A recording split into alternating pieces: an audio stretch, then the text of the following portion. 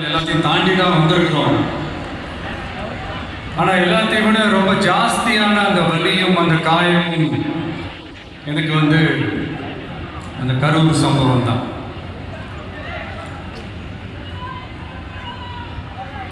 மக்களை சந்திக்கணும், மக்கள் பிரச்சனைகளை எடுத்து பேசணும். அதுக்காக தான் அந்த மக்கள் சந்திப்பு பயணத்தை தொடங்கி திருச்சி, அரியலூர், நாகப்பட்டினம், திருவாரூர், நாமக்கல், கரூர் அப்படின்னு சொல்லிட்டு போயிட்டு இருந்தோம். அரியலூரில் அந்த மீட்டிங் முடிச்சுட்டு பெரம்பலூர் போகிறதுக்கு முன்னாடி அந்த பெரம்பலூர் போலீஸ் எங்களை அலர்ட் பண்ணாங்க. சரிங்க, கூட்டம் கொஞ்சம் ஜாஸ்தியாக இருக்குது, லேட் ஆகிடுச்சு, வராதிங்க அப்படின்ட்டு. So we have no choice. Police சொன்னால் நம்ம அதை ஒபே பண்ணி தானே ஆகணும். அதே நேரத்தில் பெரம்பலூர் மக்களோட அந்த சேஃப்டியும் மைண்டில் எடுத்துக்கிட்டு ஒரு மன வலியோடவே திரும்ப போயிட்டோம். அதுக்கப்புறம் பெரம்பலூர் தொகுதி மக்களுக்கு மன்னிப்பும் கேட்டோம். அதே மாதிரி நாமக்கல் அந்த மீட்டிங் முடிச்சுட்டு கரூர் வரும்போது அந்த கரூர் போலீஸ் எங்களை alert பண்ணியிருக்கலாம்ல.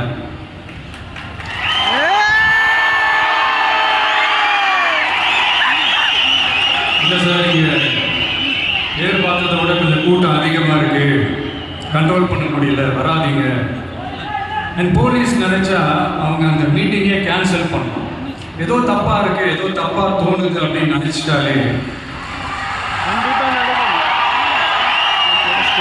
they have all the rights to cancel the meeting. எங்ககிட்ட கேட்கணும்லாம் ஒன்றும் அவசியமே கிடையாது. ஆனால் அதையெல்லாம் எதுவுமே செய்யாம அந்த ஹைவேல இருந்த அந்த ஸ்பாட்டுக்கு போலீஸே எங்களை உள்ள கூட்டிட்டு வந்து விட்டாங்க. நாடகம்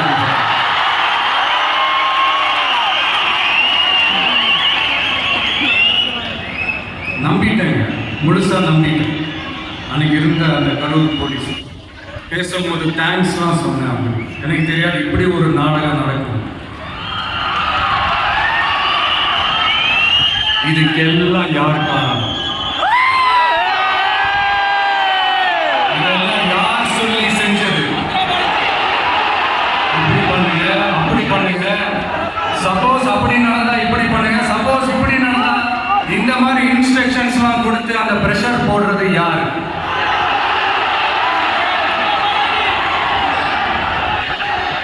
அந்த சம்பவத்தில் நம்ம யாரெல்லாம் இழந்திருக்கோம் தெரியுமா? ஒரு டிவியில என் படமோ பாட்டோ வந்துச்சுன்னா, அம்மா விஜய் மாமா, அம்மா விஜய் மாமா அப்படின்னு சொல்லி அவங்க அம்மா கிட்ட சிரிச்சுக்கிட்டு அந்த டிவி ஸ்கிரீனை போய் தொட்டு முத்தம் கொடுத்துக்கிட்டு என் அக்கா தங்கச்சிகளோட தங்க பிள்ளைகளை இழந்திருக்கோம்.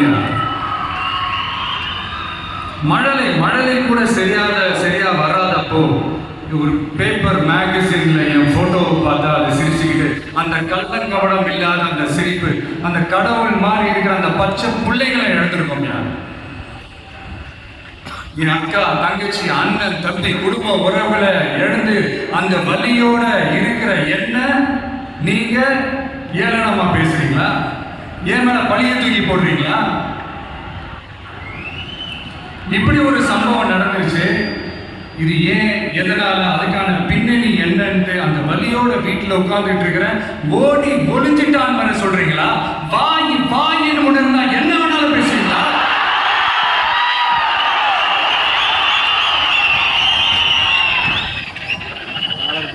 மக்களை நான் உங்களையே கேட்கிறேன். அன்னைக்கு அத்தனை கிரௌட் இருந்துச்சு, அந்த கிரௌடுக்கு தகுந்த மாதிரி போலீஸ் பாதுகாப்பு கொடுத்தாங்களா? இந்த இடத்தை எடுத்துக்க சொல்லி நாங்க தான் சொன்னோம்னு ஒரு போலீஸ் ஆபீசர் பேட்டி கொடுக்கிறாரு. அதுக்கு என்ன அர்த்தம்? இவ்வளவு வலி, இவ்வளவு காயங்கள் கொடுத்துட்டு பழிய தூக்கி நம்ம மேல போட்டுட்டு அதுல ஒரு அரசியல் ஆதாயம் தேடுறீங்களா? இதுல வாய் பூசாம சட்டசபையில ஸ்டாலின் சார் நம்ம மேல திருப்பி விட்டு அங்க ஒரு அரசியல் செய்யறாரு. அதுக்கு என்ன அர்த்தம்? நமக்காக வந்திருக்கிற மக்களை காக்க வைக்கிறதுக்கு நான் ஒன்றும் ஆதாயம் தேடுற அரசியல்வாதியெல்லாம் கிடையாது. மக்களுக்காக அரசியலுக்கு வந்தவன் இந்த விஜய். எனக்காக எல்லாமும் கொடுத்த என் மக்களுக்காக எல்லாத்தையும் விட்டுட்டு மக்களுக்காக மட்டுமே அரசியலுக்கு வந்தவன் இந்த விஜய். அவங்களுக்காக நன்றி கடன் செலுத்துறதுக்காக மட்டுமே அரசியலுக்கு வந்தவன் இந்த விஜய். உங்களுக்கு தான் இந்த விஜய் பத்தி நல்லா தெரியுமே. ஆனா காயம். நம்ம எல்லாருக்குமே இத்தனை வலிகள் காயங்கள் கொடுத்தவங்களுக்கு இந்த 2026 தேர்தலில் தக்க பதிலடி கொடுத்துட்டீங்க. ஆனா அது மட்டுமே பத்தாது மக்களே, அது மட்டுமே பத்தாது.